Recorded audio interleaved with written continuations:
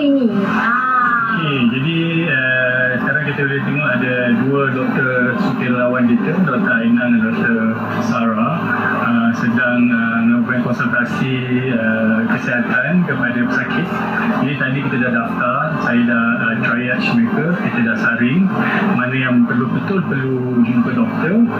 Macam dengan Dr. Ainan hari ini kita ada sertifikat imunisasi untuk bayi, dan Dr. Sarah pula sedang melakukan konsultasi kepada kanak-kanak yang batuk, sesemua dan sebagainya lah, sakit luar. Program vaksinasi ni yang kita buat dengan Imaret adalah program vaksinasi yang kita ikut KKM punya schedule. So kita tak nak tertinggal kepada even orang asli di pedalaman. So kita buat juga dekat sini. So itulah tadi apa yang saya lakukan. Dan juga tadi saya ada buat antenatal check up, pregnancy check up untuk ibu-ibu mengandung.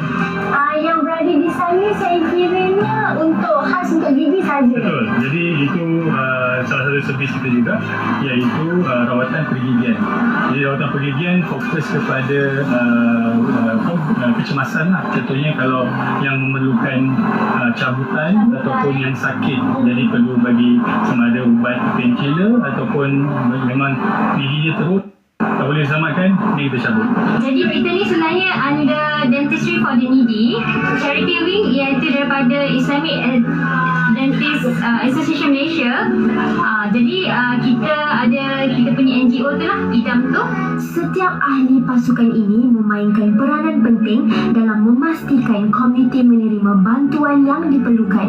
Peranan saya di sini sebagai pegawai farmasi lah. Pegawai farmasi ni dia akan mendispen ubat dan juga boleh buat kaunseling juga. Kaunseling ubat-ubatan, contoh kalau macam ada pesakit yang memerlukan inhaler asma, itu jatuh bawah tikuan saya juga untuk bagi kaunseling pada pesakit, dan juga untuk semak semula dos-dos yang doktor-doktor berikan lah, sama ada tepat ataupun tidak. Biasanya kita sebagai pegawai perubatan, kita akan buat pemeriksaan lah secara general, ataupun ada penduduk yang datang untuk top up balik medication dia lah, yang dah habis macam ubat darah tinggi, ubat kencing manis, ubat kolesterol semua. Ada yang kalau untuk antenatal, pregnant, kita ada scan untuk antenatal.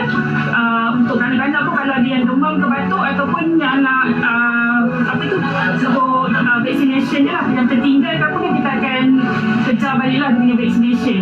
Selepas rawatan ini telah diberikan kepada semua yang memerlukannya, Dr. Yusof akan membuat demonstrasi bagaimana ingin menggosok gigi. Saya pun tak sabar macam mana nak tengok reaksi mereka ni semua. Dr. Yusof bukan sahaja memberi rawatan tetapi juga mendidik komuniti ini untuk menjaga kesihatan mereka dengan lebih baik. Kita kena gosok gigi 2 kali sehari. Betul, doktor? Betul. 2 kali sehari kena gosok gigi. Okey, jom kita mulakan. Nak gosok gigi senang je. Kan? Dia kena bulat. Ikut semua? Bulat. Yang ini Macam mana? Macam ni nampak? Bulat. Pendidikan kesihatan ini adalah langkah penting untuk memperkasakan komuniti dan mengelakkan penyakit yang boleh dicegah. Hebat. Pandai. Macam tu. Masih terus? Lidah. Lidah. Panas.